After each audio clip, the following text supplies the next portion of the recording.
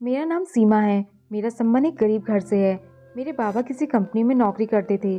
मैं एक बदनसीब लड़की थी, क्योंकि सिर्फ गरीबी ही मेरे रिश्ते होने की रुकावट नहीं थी, बल्कि मेरी काली रंगत भी थी। आज भी मुझे रिश्ते के लिए देखने आने वालों ने मुझे देखते ही नाक मुंह चढ़ा लिए थे और बिना पानी पिए ही उठकर चले गए थे। मेरी माँ मुझे यूँ घूर रही थी जैसे मेरा काला रंग मेरा बहुत बड़ा कसूर हो। कहने लगी, सीमा, अगर भगवान से शक्ल अच्छी नहीं मिली थी तो किस्मत ही अच्छी ले आती। मैंने अपनी माँ की बात का कोई जवाब नहीं दिया। अपने कमरे में आकर मैं ड्रेसिंग के सामने रखी कुर्सी पर बैठ गई थी। आईने के सामने अपनी सांवली रंगत और भद्दे से नाक नक्श देखकर मैं यह सोच रही थी कि मेरी शक्ल सूरत मामूली सी लड़की से भी बुरी है। और ऊपर से सितम यह भी हुआ था कि मेरे चेहरे पर चेचक के दागों ने मुझे और भी बदसूरत बना दिया था। मुझे कोई नज़र भरकर देखना भी तक पसंद नहीं करता था। शादी तो बहुत दूर की बात थी। मैंने हसरत भरी गहरी ठंडी आह भरी और आईने के सामने से उठकर चली गई। मेरे बाबा की बहुत कम सैलरी थी, जिससे 2 वक्त की रोटी मुश्किल से ही पूरी होती थी। पढ़ाई के बारे में तो हम सोच भी नहीं सकते थे, वरना चलो शायद पढ़ाई ही मेरा ऐप छुपा लेती। अक्सर किसी लड़की की शक्ल सूरत अच्छी नहीं होती तो ढेर सारा दहेज लड़कियों के घर बसा देता है, लेकिन यहाँ तो यह उम्मीद भी नहीं थी, क्योंकि मेरे बाबा बहुत मुश्किल से हमारा पेट भर पाते थे। मैं 18 साल की हुई तो माँ ने मेरे रिश्ते ढूंढने शुरू कर दिए। माँ कहती थी, शक्ल सूरत तो तेरे पास है नहीं, शायद तेरी कम उम्र पर ही कोई तुझे ब्याने आ जाए। लेकिन मेरी किस्मत ने मेरा यहाँ भी साथ नहीं दिया था। मेरे रिश्ते आते और मुझे देखकर नाक मुँह चढ़ाते हुए वापस चले जाते। एक बार मेरे लिए एक लंगड़े लड़के का रिश्ता आ गया। मुझे पता चला कि मेरे लिए एक अपाहिज का रिश्ता आया है, तो मैंने माँ से साफ मना कर दिया कि मैं कोई लूली लंगड़ी नहीं हूँ जो किसी अपाहिज से शादी कर लूँ। मेरी माँ ने मुझे खा जाने वाली नज़रों से देखा। कहने लगी, मूर्ख, शक्ल तो देख आईने में, अपनी जो राजकुमार मिल जाएगा तुझे। मेरी माँ मुझे हमेशा ऐसे ही ताने देती थी। मैं रोने लगी थी। मैं शायद इतनी भी बदसूरत नहीं थी जितनी अपनी माँ को लगने लगी थी, या शायद वह भी मुझे समाज की नज़र से देखती थी। हालांकि मैंने तो सुना था कि औलाद जैसी भी हो, माँ को हमेशा प्यारी ही लगती है, लेकिन नहीं, मैं अपनी माँ को हमेशा चुभती रहती थी। हालांकि सारे घर के कामकाज की जिम्मेदारी भी मैंने उठा रखी थी। इसके बाद भी मेरी माँ की घूरती नज़रें मुझ पर ही रहती थी। मैं तैयार होकर शाम को उन लोगों के सामने मुंह लटकाए बैठी रही। लड़का भी साथ ही आया था। एक टांग से लंगड़ा था, लेकिन शक्ल सूरत का भला था। मुझे देखकर उसके चेहरे पर घृणा के आसार उभरने लगे। कुछ ही देर बाद वह एकदम खड़ा हो गया और अपने घर वालों से कहने लगा कि वापस चलो। मैं इतना भी गया गुजरा नहीं हूँ कि मेरे लिए आप लोग ऐसी लड़की ढूंढेंगे। वह इस तरह बोला जैसे मैं कोई बदसूरत सी शक्ल की लड़की हूँ। मुझे अपने आप बहुत बुरा लगने लगा था। अगर इस आदमी को मैं पसंद नहीं थी तो कम से कम वह इस तरह जलील तो ना करता। जैसे ही वह गए तो मैं भी कमरे में चली गई। उस दिन मैं बहुत रोई थी। मेरा दिल अपनी बदकिस्मती पर दहाड़े मार मार कर रो रहा था। एक अपाहिज आदमी ने भी मुझे इतनी बुरी तरह से बदनाम कर दिया कि मैं किसी के भी काबिल नहीं थी। माँ अब मुझे बहुत बुरा समझने लगी थी। कहती थी, मुझे तो लगता है तुझे ब्याहने के लिए मुझे किसी भिखारी की ही मिन्नत करनी पड़ेगी। चलो माना, गरीबी तो अपनी किस्मत से हमारी वजह से लिखाई थी। कम से कम शक्लें तो अच्छी ले आती, ताकि तुझे किसी जगह तो ब्याह सकती। अब बैठी रहना हमारे सीने पर मूंग डालने के लिए। यह सुनकर मेरा जी चाह रहा था कि जमीन फटे और मैं अंदर समा जाऊं, या मुझे कोई बीमारी ही लग जाए और मैं मर जाऊं। मेरे बाकी बहन भाई फिर भी मुझसे कई गुना बेहतर थे। मुझे लगता था मेरी सारी जिंदगी अपने पिता की चौखट पर ही गुजर जाएगी और मेरी माँ मुझे ताने दे देकर मार देगी। मैं बहुत परेशान हो चुकी थी। मेरे दिल से यह दुआ निकली कि काश मेरा कहीं दूर से रिश्ता आ जाए कि मैं दोबारा अपने घर वालों को शक्ल तक ना देखूं, जिनको मैं बहुत बुरी लगती हूँ। और जैसा भी होगा मैं उसे शादी कर लूँगी। लेकिन माँ की बातें मुझसे नहीं सही जाती थी। लेकिन मेरे साथ जो हुआ वह किसी जादू से कम नहीं था। मेरे रिश्ते के लिए माँ ने एक मोहल्ले की एक औरत कहकर रखा था, लेकिन वह जो भी रिश्ता अब तक मेरे लिए लाई थी, सब ने ही मुझे देखकर मना कर दिया था। हालांकि वह रिश्ते बस ठीक ठाक घर के ही थे। कोई ड्राइवर था तो कोई सब्जी बेचता था तो कोई मोची था। लेकिन इस बार जो रिश्ता वह लेकर आई थी, वह सुनकर मेरी माँ कुछ देर तो आंखें झपकाना ही भूल गई। कहने लगी, क्या सच में उन्होंने सीमा की ही फोटो देखी है और यहाँ कहा कि उन्हें लड़की पसंद है? मेरी माँ को अपने कानों पर यकीन नहीं आ रहा था। यकीन करना तो मेरे लिए भी मुश्किल हो रहा था, क्योंकि उस औरत का कहना था कि वह लोग बहुत अमीर है। माँ उसे फिर कहने लगी कि तूने मेरी सीमा की ही फ़ोटो दिखाई ना। वह रिश्ते वाली कहने लगी, हाँ सीमा को ही पसंद किया है। मुझे अपनी बदलती किस्मत पर यकीन नहीं आ रहा था कि इस तरह भी किस्मत चमकती है। जिस दिन उन लोगों को मुझे देखने आना था, मैं बेहद नर्वस थी। चेहरे पर मैंने कुछ भी नहीं लगाया था, चेहरा बिल्कुल सादा ही रखा था कि वह मुझे मेरे असली रूप में ही देखे। यह ना हो मेरी फ़ोटो पर लगाया गया फ़िल्टर उन्हें धोखे में रखे। ना जाने क्यों मेरा दिल ज़ोर ज़ोर से धड़क रहा था। मुझे लग रहा था वह लड़का भी मुझे उस अपाहिज की तरह ही जलील करके चला जाएगा। मैं जब कमरे में आकर बैठी तो मेरी एक नज़र ही सामने बैठे उस लड़के पर पड़ी थी। उफ, वह तो बहुत ही हैंडसम लड़का था, रंग भी गोरा था, अमीर भी बहुत था। मेरा दिल यूं था कि सीना चीरकर बाहर आ जाएगा। वह मेरी सोच से भी ज़्यादा अमीर और खूबसूरत फैमिली थी। उसकी माँ भी ऐसी थी। मुझे लगा अभी वहाँ लोग उठकर खड़े हो जाएंगे और मुझ में चार ऐब निकालकर मना करके चले जाएंगे। जब गए गुजरे लड़कों ने मुझे अपनाने से इनकार कर दिया तो यहाँ तो उनसे ही बेहतर था। मेरा दिल चाहा कि उठकर कमरे से बाहर निकल जाऊं, क्योंकि मुझे पता था कि 100% इनकार ही होगा। वह लड़का मुझ पर लानत डालते हुए मेरे घर से निकल जाएगा और मैं रिश्ते के नाम पर और बदनामी बर्दाश्त नहीं कर सकती थी। लेकिन उस लड़की की नज़रें मुझ पर ही जमी हुई थी। उसकी आंखों की तपिश ने मुझे और भी परेशान कर दिया था। मुझे हैरत का झटका उस वक्त लगा जब उस लड़के ने अपने पास बैठी अपनी माँ से यह कहा कि मॉम, मुझे लड़की पसंद है, आप उसे मंगनी की अंगूठी पहना दे। मेरा दिल यह सुनकर धड़कना भूल गया था। मैं उसे पसंद हूँ। मैं एक गरीब सी लड़की, सावनी रंगत और भद्दे से नैन नक्श वाली। सामने बैठे लड़के की तरफ मेरी नज़र उठी तो वह मेरी तरफ देखकर मुस्कुरा रहा था। मुझे उसकी अक्ल पर शक होने लगा। मुझे लगा यह आदमी जरूर दिमागी तौर पर ठीक नहीं होगा, इसलिए उसे मैं पसंद आ गई हूँ। उसकी माँ को भी कोई ऐतराज नहीं है। यह बात भी मेरे लिए हैरान करने वाली थी। मेरी माँ के तो खुशी के मारे जमीन पर पैर ही नहीं टिक रहे थे।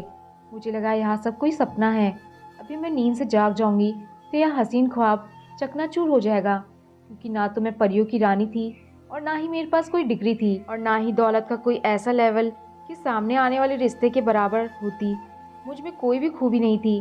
मैं हैरान थी कि मैं उन्हें पसंद कैसे आ गई, लेकिन मेरी माँ इसे किस्मत का खेल समझकर फूले नहीं समा रही थी।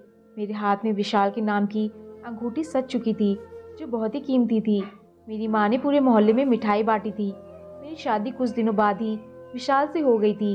उन्होंने दहेज में कुछ भी नहीं मांगा था और मेरी शादी के कपड़े भी मेरे ससुराल से आए थे। मैं बहुत महंगे पार्लर से तैयार हुई थी और बहुत खूबसूरत लग रही थी।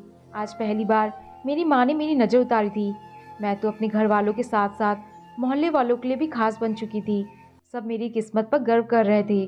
कई आंखें अब भी बेयकीन थी, क्योंकि मेरा पिता ऐसे लड़कों में शुमार था जिसे देखकर लोग उंगलियां मुंह में दबा ले। मैं पूरे ठाठ के साथ विशाल के साथ विदा होकर अपने डब्बे जैसे घर से निकलकर एक बड़े से बंगले के कमरे में बैठी थी। मुझे अब भी अपनी किस्मत पर यकीन नहीं आ रहा था। मेरा कमरा इस कदर बड़ा था कि मेरे पिता का पूरा घर इस कमरे से छोटा था। मैं बड़ी हैरत से इस कमरे को देख रही थी।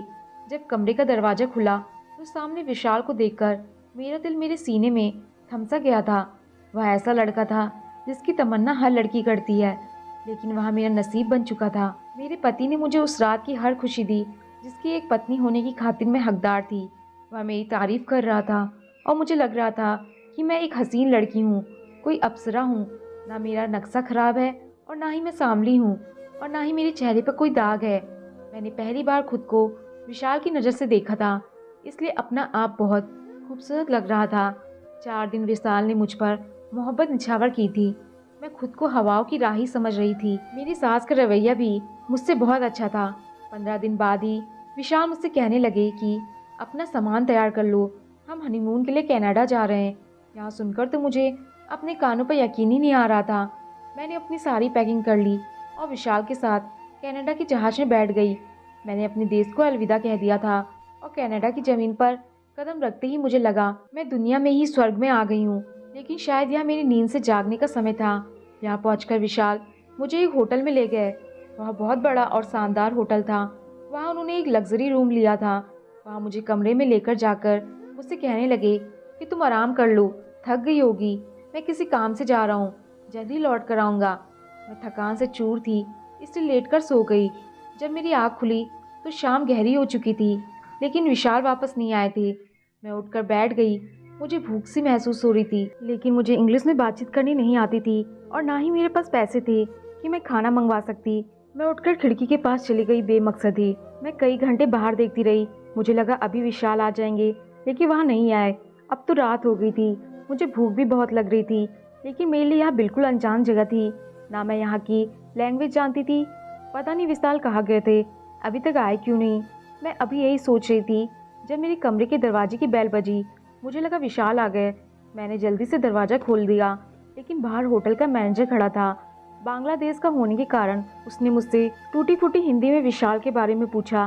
मैं पहले ही परेशान थी, इसने रोने लगी। मुझे इस तरह रोता देखकर वह आदमी वापस चला गया। मैंने सोचा हिम्मत करके खुद ही बाहर निकल कर देखती हूँ कि विशाल कहाँ है। मैं एक शॉल खुद पर लपेटकर होटल से बाहर निकल गई। इस होटल के करीब करीब जहाँ तक मुमकिन था मैं देखती रही, लेकिन मुझे विशाल कहीं नजर न आए। मैं रोने लगी और सोचने लगी, अगर विशाल वापस ना आए तो मैं कहाँ जाऊँगी। तो किसी के बारे में कुछ भी नहीं जानती थी। घंटों के बाद मैं वापस रूम में आ गई। मैं कमरे में आकर फूट फूट कर रोने लगी कि विशाल ना जाने कहाँ चला गया है। लेकिन मैं नहीं जानती थी कि कुछ देर बाद ही मुझ पर कयामत ही टूट पड़ेगी। कुछ देर बाद ही मेरे कमरे की दोबारा बेल बजी।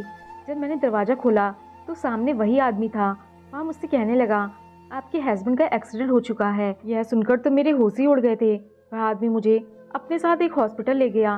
कहने लगा, तुम्हारा पति हमारे होटल की गाड़ी में ही गया था, लेकिन रास्ते में उसका एक्सीडेंट हो गया। जब मैं हॉस्पिटल पहुंची तो मुझे पता चला कि विशाल मर चुके हैं। मैं तो यहाँ सुनकर पागल ही हो चुकी थी। जो डेड बॉडी मुझे दिखाई गई वह पूरी जली हुई थी। मेरा रो रो कर बुरा हाल था। मुझे इस देश के कानून नहीं पता थे। उस आदमी ने कहा कि तुम अपने घर इस बात की खबर दे दो, लेकिन मेरे पास तो ऐसा कोई नंबर नहीं था जिससे मैं हिंदुस्तान किसी से बात कर सकती। हमारे घर तो फ़ोन ही नहीं था और ससुराल में किसी का नंबर मुझे याद नहीं था। मैं कुछ भी तो नहीं जानती थी। मैं वापस होटल के कमरे में आ गई। जब मैंने सामान खोलकर अपना पासपोर्ट ढूंढने की कोशिश की तो मुझे ऐसा कुछ भी नहीं मिला। पता नहीं मैं कहाँ फंस चुकी थी। ना मेरे पास पैसे थे, ना ही पासपोर्ट। मुझे सामान में भी कुछ नहीं मिला था। मुझे विशाल की डेड बॉडी भी नहीं दी गई थी, क्योंकि वह लोग मुझसे पैसे मांग रहे थे जो मेरे पास नहीं थे। जो आदमी मुझे हॉस्पिटल लेकर गया था वह मुझे सारी खबरें दे रहा था। वह इस होटल का मैनेजर था। मुझे कहने लगा, बिना पासपोर्ट के तुम्हें यहाँ की पुलिस पकड़कर जेल में बंद कर देगी।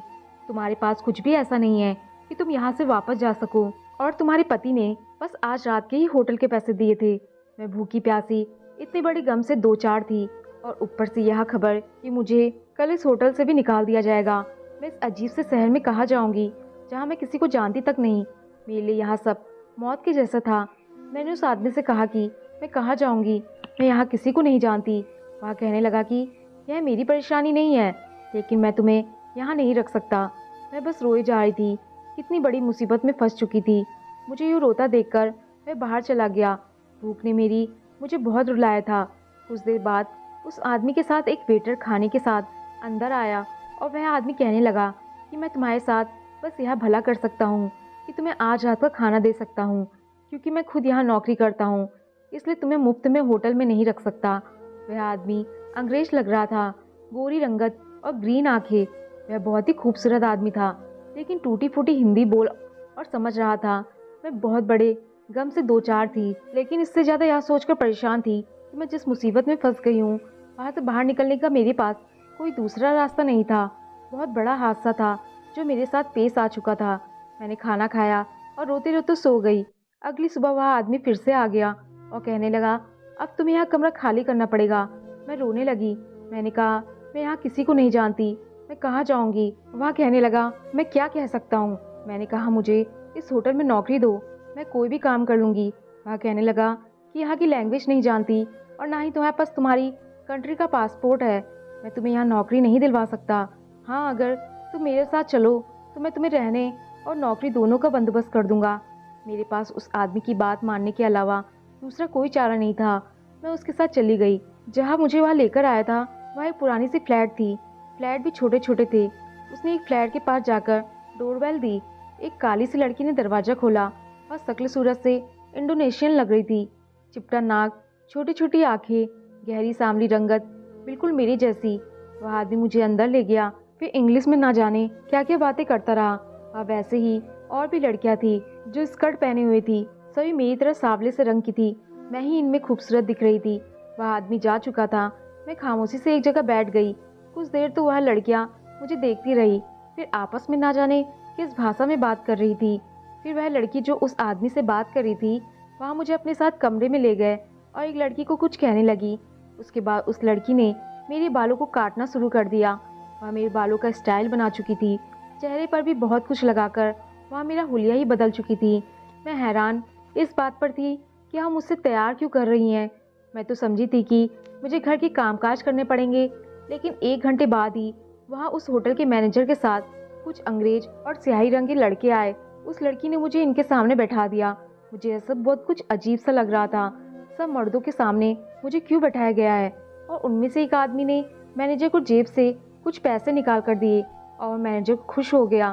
फिर मुझसे कहने लगा, इस आदमी के साथ चली जाओ। मुझे किसी गड़बड़ का एहसास हो रहा था। मैंने कहा, मुझे कहीं नहीं जाना। मेरे मना करने पर वह मुझे गुस्से से घूरने लगा। कहने लगा, ज़्यादा बकबक मत करो वरना सड़कों पर भीख मांगती नजर आओगी। उसने यहाँ कहकर मेरा हाथ उस आदमी के हाथ में दे दिया। मैं घबरा सी गई। मैं किस मुसीबत में फंस गई हूँ। वह आदमी मुझे एक होटल के कमरे में ले गया। वहाँ सब लड़कियाँ वैश्यावृत्ति का धंधा करती थी। मुझसे भी यही काम लिया जाने लगा। मैं रोज रोती थी, हर बार मना करती थी। वहाँ के लोग सांवली रंगत वाली लड़कियों को पसंद करते थे। वहाँ उनकी मांग ज़्यादा थी और कीमत भी अच्छी देते थे। मैं अपनी किस्मत पर रोने लगी कि मैं किस नर्क में फंस गई हूँ। एक बार मैंने जाने से मना कर दिया तो वहाँ मैनेजर मुझ पर चीखने चिल्लाने लगा, लेकिन मैंने फिर भी उसकी बात नहीं मानी। फिर वहाँ मैनेजर मुझे एक कमरे में ले गया और फिर उसने मुझे बहुत मारा। इतना मारा कि मेरा हुलिया ही बिगाड़ के रख दिया और कहने लगा कि यहाँ इनकार की गुंजाइश ही नहीं है। इसके बाद मैंने मना नहीं किया। मैं यहाँ पाप कर रही थी, लेकिन मजबूर थी। यहाँ मेरा कोई अपना नहीं था। मैंने सब कुछ अपनी किस्मत समझकर अपना लिया था। 1 साल गुजर गया। एक बार उसी मैनेजर का मालिक मुझे अपनी गाड़ी में अपने घर ले गया। रात गुजरने के बाद जब मैं सुबह वापस जाने लगी तो उसने अपने एक नौकर को बुलाया। जैसे ही वह आदमी मेरे सामने आया तो मैं उसे देखकर हैरान रह गई थी। वहाँ तो विशाल था। वह भी मुझे देखकर घबरा सा गया था। मैं उसकी तरफ बढ़ी और रोने लगी। मैंने कहा, विशाल, आप जिंदा हैं? फिर मैंने पूछा कि आप मुझे छोड़कर कहाँ चले गए थे? वह मेरे किसी सवाल का जवाब नहीं दे रहा था। वह सेठ मुझे हैरत से देखने लगा। फिर उसने कहा कि यह लड़का हमारा नौकर है। यह हमारे कहने पर हिंदुस्तान से लड़कियों को शादी करके यहाँ लाता है और फिर उन लड़कियों पर हम यहाँ वैश्यावृत्ति का धंधा करवाते हैं। फिर कहने लगा कि हिंदुस्तान के लोग दूसरे देश के बारे में सुनकर या अमीर रिश्तों का सुनकर फौरन शादी के लिए मान जाते हैं। उसे अपनी अच्छी किस्मत समझते हैं, कभी सच्चाई जानने की कोशिश ही नहीं करते और 7 समंदर पार अपनी बेटी को खुशी खुशी भेज देते हैं कि वह वहाँ ऐश करेगी। बात तो उस आदमी की सच थी। मेरे घर वालों ने भी कहाँ विशाल के बारे में जांच पड़ताल करवाई थी। ऊपर वाले की तरफ से एक चमत्कार सा समझकर खुश हो गए थे और फिर अपनी बेवकूफ़ी को हम उन्हीं शब्दों से ढांपते हैं। मैं रोने लगी थी कि काश मेरे माँ बाप मेरी शादी करने से पहले अच्छी तरह छानबीन कर लेते तो आज मैं इस तकलीफ से 2 4 ना होती। हिंदुस्तान में रहने वाले लोग यह सोचते हैं कि लड़कियों का दूसरे देश से रिश्ता आया है तो वह सारी जिंदगी वहाँ बस ऐश करेगी। एक पल के लिए यहाँ नहीं सोचते कि अगर इसके साथ कुछ बुरा हो गया तो वह कैसे वापस आएगी, वह क्या करेगी। मैं बहुत तकलीफ वाली जिंदगी गुजार रही हूँ और बस सब माँ बाप से यही गुजारिश करूंगी कि जल्दबाजी में बेटियों को किसी गलत जगह ना ब्याहे और ना ही दौलत की चमक देखकर काश से हाथ जख्मी करे। दोस्तों, आपको कहानी पसंद आई हो तो लाइक, शेयर और कमेंट जरूर करें और चैनल पर नए आए हैं तो चैनल को सब्सक्राइब करना ना भूलें। धन्यवाद।